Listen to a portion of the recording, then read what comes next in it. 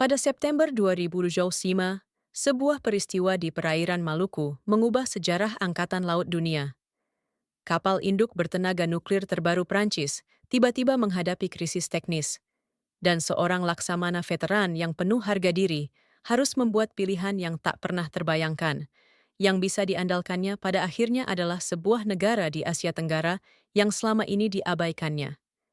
Bagaimana nasib harga diri Prancis, dan perubahan mengejutkan apa yang dibawa peristiwa ini pada kancah Angkatan Laut Dunia? Jika Anda mendengarkan sampai akhir, Anda akan mengetahui siapa penguasa baru lautan abad ke-21. Halo, saya Jean-Luc Moreau, seorang laksamana yang telah mengabdi 30 tahun di Angkatan Laut Prancis dan saat ini menjabat sebagai Komandan Utama Kapal Induk Generasi Baru Prancis. Pada tanggal 15 September 2025, pukul 6.30 pagi, cakrawala perairan Maluku berwarna merah. Saya berdiri di anjungan kapal, memandangi kapal induk terbaru kebanggaan kami, FS Charlemagne. Benteng baja raksasa ini bukan sekadar kapal perang. Ini adalah puncak kemampuan teknologi Angkatan Laut Prancis dan kebanggaan seluruh Eropa. Setelah berhasil memimpin Perang Teluk dan Operasi Mediterania, saya mendapat julukan Rubah Atlantik, dan misi kali ini memiliki makna khusus bagi saya. Ini adalah latihan pelayaran untuk menunjukkan prestis Angkatan Laut Prancis di perairan Asia Tenggara. Sejujurnya, saya menganggap Angkatan Laut di wilayah ini bahkan tidak menyamai kaki Angkatan Laut negara-negara kuat Eropa seperti kami. Ciri paling inovatif dari FS Charlemagne adalah sistem propulsi listrik tercanggih di dunia. Sistem baterai nikel kobalt berkapasitas besar yang dipasang bersama sistem reaktor nuklir yang sudah ada meningkatkan efisiensi bahan bakar sebesar 35% dan secara drastis mengurangi kebisingan. Markas Besar Angkatan Laut di Paris, bahkan Markas Besar NATO, memperhatikan teknologi ini. Pukul 10 pagi, tes kinerja sistem baterai dimulai. Monitor yang terpasang di seluruh kapal menampilkan suhu dan nilai output sel baterai secara real-time. Semuanya sempurna. Setidaknya selama 2 jam pertama. Pukul 12.15 siang, alarm peringatan pertama berbunyi dari ruang mesin. Laksamana, terdeteksi kenaikan suhu di area baterai nomor 3. Ada sedikit ketegangan dalam suara kepala mesin, tapi saya tidak terlalu khawatir. Teknologi baru selalu memiliki masalah kecil. Namun situasi mulai memburuk dengan cepat. Dalam 30 menit, suhu area nomor 3 melampaui 65 derajat, dan 1 jam kemudian mencapai 75 derajat. Yang lebih serius, sel-sel baterai di sekitarnya juga mulai mengalami kenaikan suhu secara berantai. Pukul 2 siang, rapat darurat diadakan. Kepala mesin melaporkan dengan ekspresi muram. Laksamana, dengan laju kenaikan suhu saat ini diperkirakan akan melampaui 80 derajat dalam 6 jam. Jika melampaui 80 derajat, risiko ledakan baterai akan meningkat drastis. Saya merasakan kepala saya menjadi putih seketika. Ledakan baterai. Ini bukan hanya masalah kehilangan satu kapal perang. Ini berarti 4.000 awak kapal dalam bahaya, dan kehormatan Angkatan Laut Prancis akan jatuh ke titik terendah. Pukul 4 sore, komunikasi darurat masuk dari Markas Besar Angkatan Laut di Paris. Laksamana Moreau, laporkan situasi segera. Itu suara Menteri Pertahanan. Dengan suara gemetar, saya menjelaskan situasi saat ini. Menteri, suhu baterai saat ini telah naik hingga 78 derajat. Kami mengaktifkan semua sistem pendingin, tapi efeknya terbatas. Jawaban Menteri dingin. Laksamana, Anda tahu jika kapal induk ini runtuh, kehormatan Prancis akan berakhir. Anda harus menyelesaikan krisis ini dengan cara apapun. Pukul 6 sore, suhu baterai mencatat 82 derajat. Alarm darurat terus berbunyi di ruang mesin, dan kegelisahan jelas terlihat di wajah awak kapal. Saya berdiri di anjungan kapal, memandangi perairan Maluku yang diwarnai matahari terbenam dan berpikir. Dalam 30 tahun karier Angkatan Laut, ini adalah situasi paling putus asa yang pernah saya alami. Saat itulah terjadi. Seorang operator radio berlari tergesa-gesa dan melaporkan. Laksamana, ada komunikasi darurat dari Angkatan Laut Indonesia. Mereka mengatakan mengetahui situasi kami dan menawarkan bantuan. Saya terheran seketika. Angkatan Laut Indonesia? Apakah mereka bisa membantu Angkatan Laut Prancis? Tapi termometer baterai masih menunjuk ke angka berbahaya, dan tidak ada pilihan lain yang terlihat. Pukul 10 malam, suhu baterai mencapai 85 derajat. Kepala mesin mengatakan tidak bisa menunggu lagi dan menyarankan penutupan sistem darurat. Tapi itu berarti penghentian latihan, dan di depan mata dunia yang menyaksikan, Angkatan Laut Prancis mengakui kegagalan teknis. Saya terlarut dalam pemikiran mendalam. Saya tidak bisa membahayakan awak kapal demi menjaga harga diri, tapi saya juga tidak bisa meninggalkan latihan secara memalukan seperti ini. Saat itulah komunikasi dari Angkatan Laut Indonesia masuk lagi. Charlemagne, ini adalah Institut Penelitian Teknologi Angkatan Laut Indonesia. Kami dapat memberikan dukungan teknis untuk masalah overheat baterai Anda. Saya ragu sejenak. Meminta bantuan Indonesia adalah hal yang tidak pernah saya bayangkan dalam 30 tahun karier Angkatan Laut saya. Saya yang dijuluki Rubah Atlantik, meminta bantuan kepada Angkatan Laut Asia Tenggara. Sambil menunggu di ruang komunikasi, saya mengenang masa lalu. Ketika meraih kemenangan sempurna melawan Angkatan Laut Irak di Perang Teluk, ketika memberantas bajak laut di Mediterania, semua kemuliaan itu seperti runtuh dalam sekejap. Tapi memikirkan keselamatan awak kapal, tidak ada pilihan. Saya menarik napas dalam-dalam dan memerintahkan operator radio. Balas Angkatan Laut Indonesia. Sampaikan bahwa kami meminta dukungan atas nama pertukaran teknologi. 30 menit kemudian, jawaban datang dari Angkatan Laut Indonesia. Tim teknis akan tiba dalam 2 jam. Mohon pertahankan suhu baterai pada level saat ini. Saya berkata pelan kepada ajudan, ini harus ditangani secara rahasia, tidak boleh sampai ke media. Ajudan mengangguk, tapi keheranan juga jelas di matanya. Pukul 1 dini hari, cahaya kecil mulai terlihat di cakrawala. Itu kapal cepat Angkatan Laut Indonesia. Saya mengamati pendekatan mereka dari anjungan kapal dengan perasaan campur aduk. Seorang laksamana Angkatan Laut Prancis menerima bantuan Indonesia. Apakah ini benar-benar kenyataan? Ketika kapal cepat mendekati kapal induk kami, terlihat sekitar 10 teknisi. Mereka tampak mempersiapkan peralatan dengan lebih sistematis dari yang saya duga. Saya bergumam dalam hati. Tidak masuk akal. Kami meminta bantuan Indonesia. Pukul 2 dini hari, tim teknis Indonesia naik ke kapal induk. Pemimpin tim adalah pria tenang berusia pertengahan 40-an. Dia memperkenalkan diri dalam bahasa Inggris yang fasih. Selamat pagi, Laksamana. Saya Dr. Arman Pratama, ahli baterai dari Institut Penelitian Teknologi Angkatan Laut Indonesia. Saya berjabat tangan sebagai sopan santun dan bertanya, Dokter, apakah Anda benar-benar bisa menyelesaikan masalah kami? Dr. Pratama menjawab dengan percaya diri.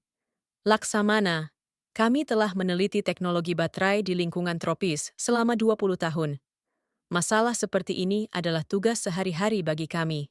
Mendengar kata-katanya, saya merasa ada yang salah dengan pemikiran saya. Penampilan profesional dan persiapan sistematis tim teknis Indonesia benar-benar di luar dugaan saya. Dr. Pratama dan timnya langsung menuju ruang mesin. Saya ikut, dan reaksi pertama mereka mengesankan. Melihat sistem baterai yang kompleks tidak membuat mereka panik sama sekali. Justru mereka langsung mengeluarkan termometer dan higrometer untuk mengukur lingkungan sekitar.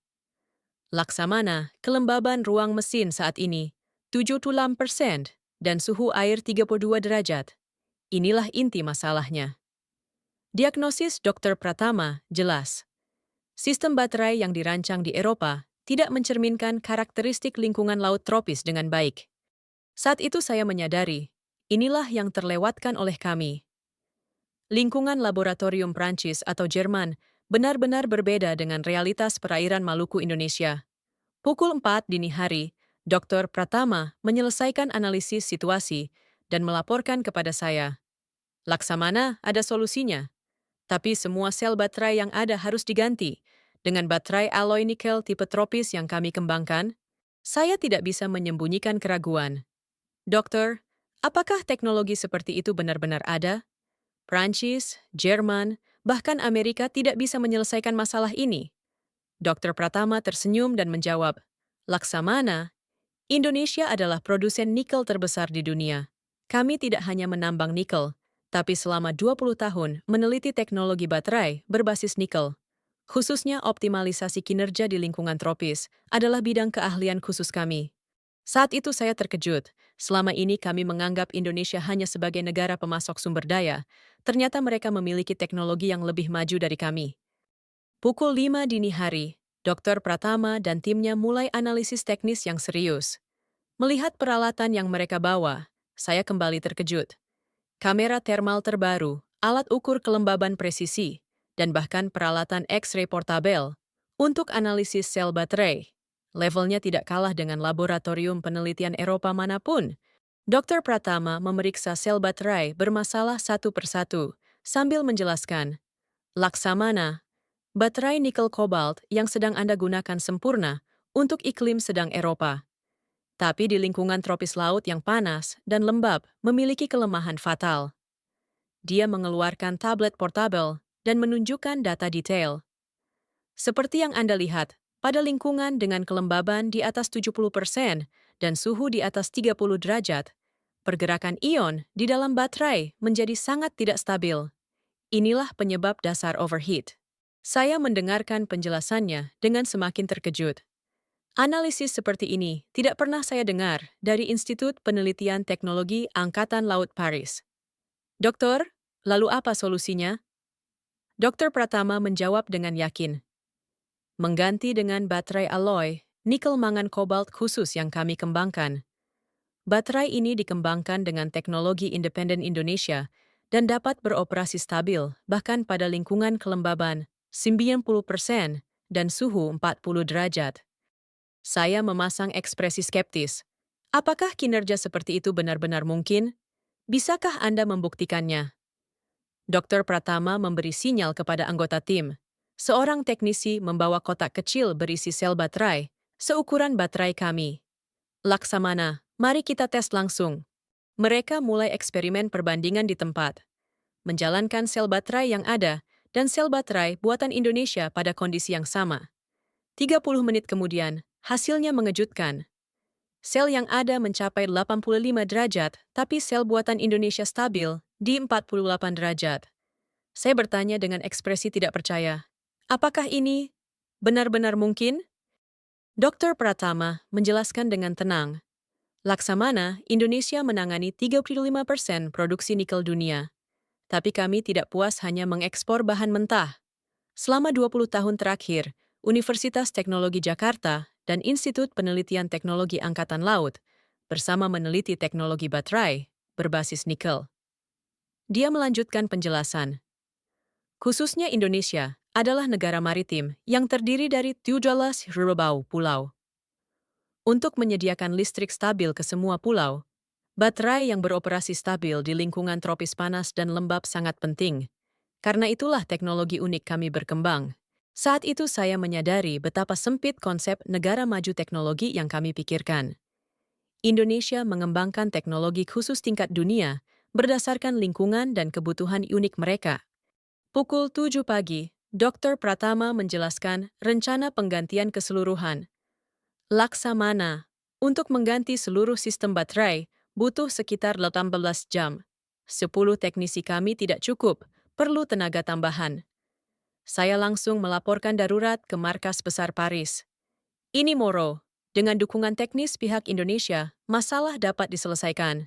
Meminta persetujuan untuk operasi penggantian baterai keseluruhan. Jawaban dari Paris mengejutkan cepat. Disetujui. Selesaikan krisis dengan cara apapun. Tapi suara Menteri Pertahanan masih tercampur keraguan. Pukul 9 pagi, teknisi tambahan dan baterai dari Indonesia tiba. Kali ini dengan pesawat angkut besar 20 teknisi dan 200 sel baterai dikirim. Saya tidak bisa tidak mengagumi persiapan sistematis mereka. Dr. Pratama menjelaskan rencana kerja. Laksamana, karena pekerjaan ini dilakukan di atas laut sangat berbahaya. Tapi tim kami sudah berpengalaman ratusan kali dengan pekerjaan serupa di semua kapal Angkatan Laut Indonesia.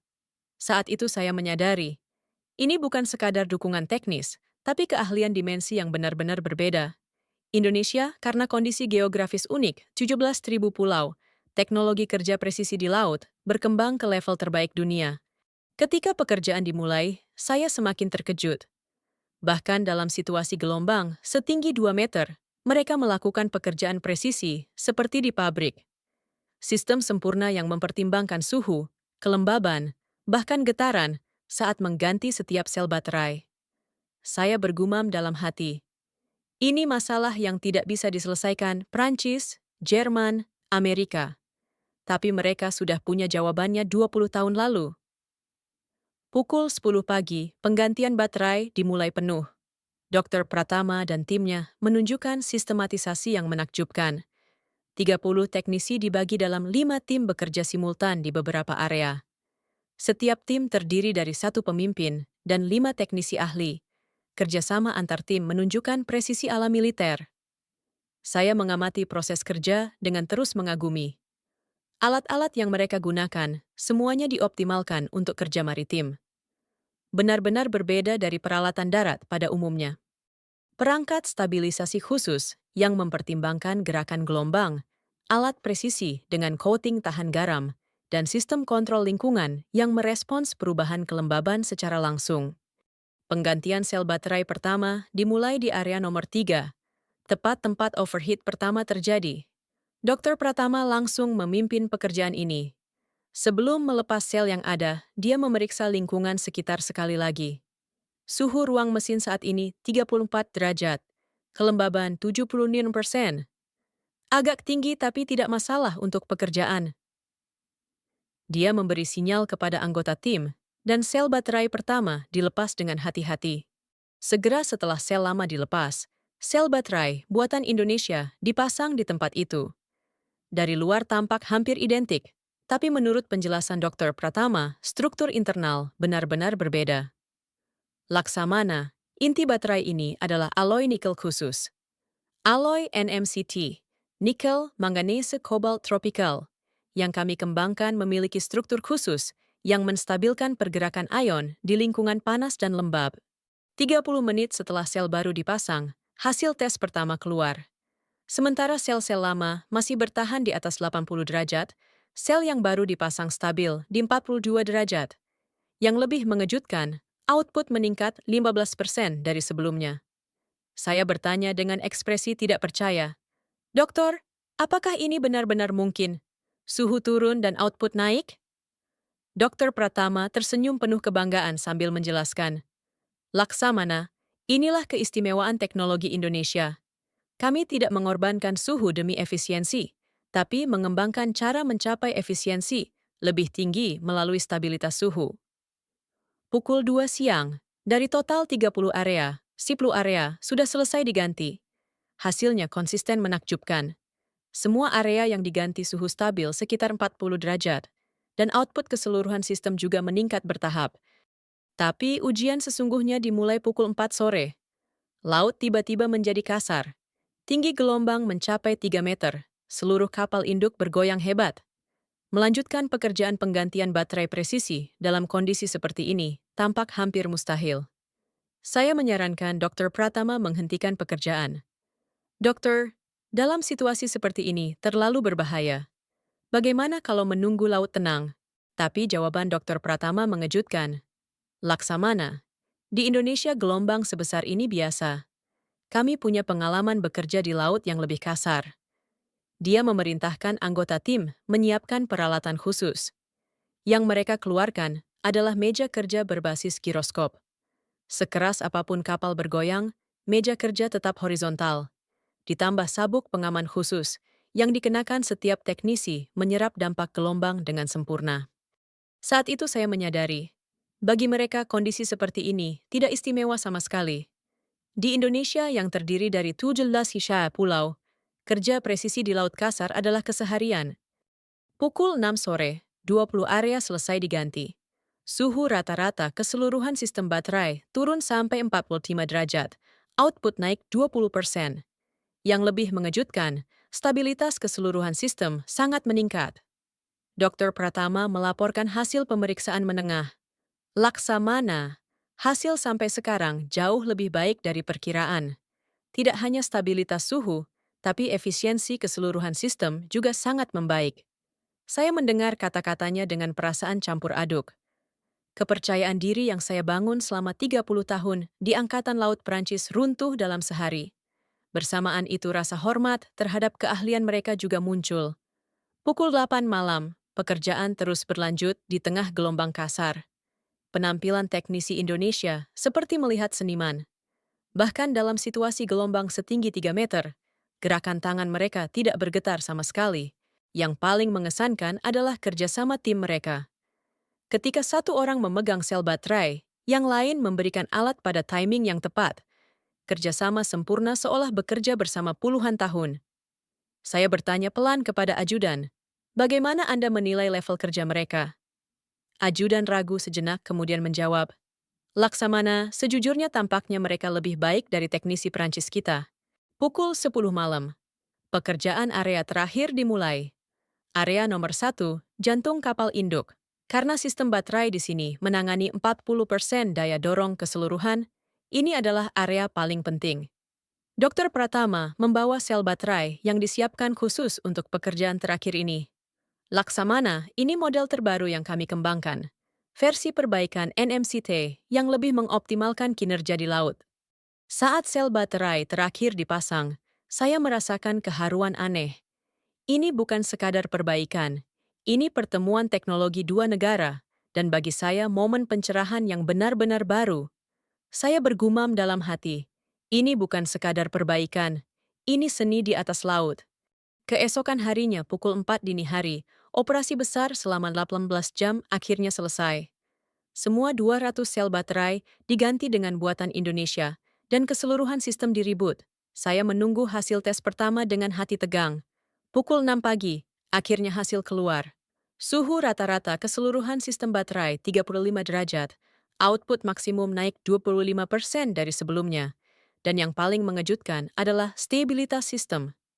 Fluktuasi perubahan suhu berkurang sampai 1/10 level sebelumnya.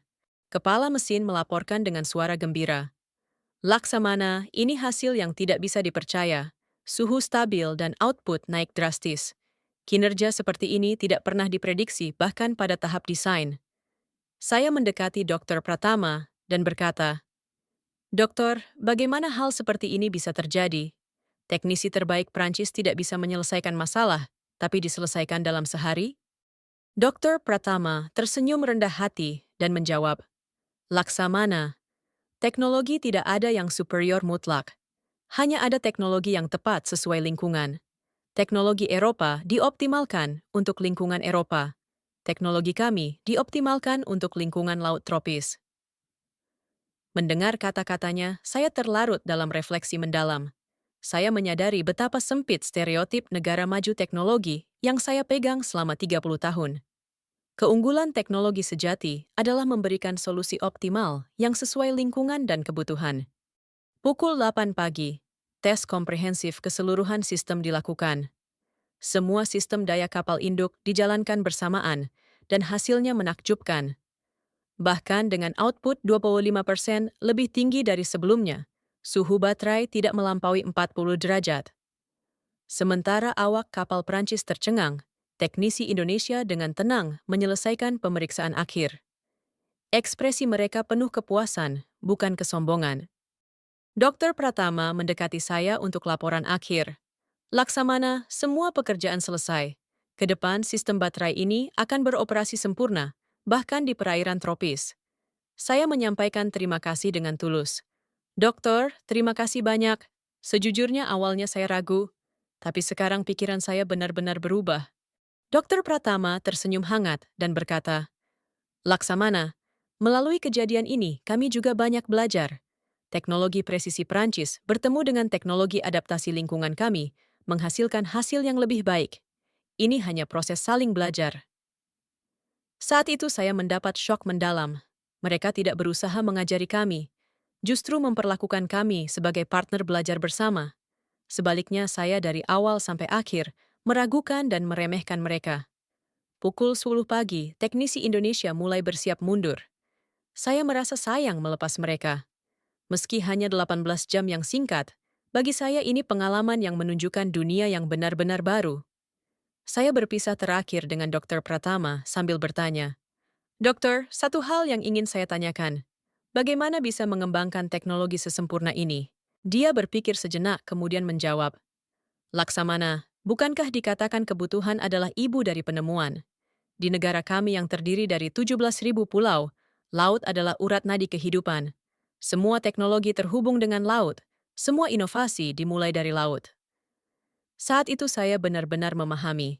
Indonesia karena karakteristik geografis, teknologi maritim langsung terhubung dengan kelangsungan hidup. Sebaliknya kami Eropa melihat laut dengan pemikiran berpusat daratan.